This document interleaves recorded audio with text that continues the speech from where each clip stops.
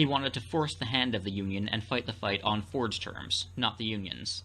They knew that they would lose to the union if things continued in the way they were, so they wanted to give them an ultimatum. If they didn't strike after the 8 workers were fired, they would lose momentum and leverage. If they did, they would risk bad PR and government intervention in Ford's favor. That was the game they were playing.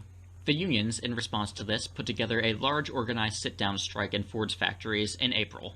In all, 85,000 workers in multiple factory buildings were prevented from entering their place of work by strikers, who had set up during the night shift a perimeter around the entire complex.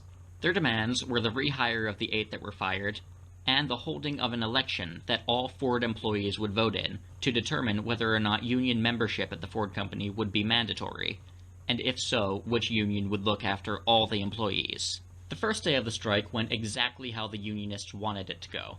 Workers for the morning shift would attempt to get to the factory, and if they refused to abandon their job, they would be pulled from their cars and beat bloody.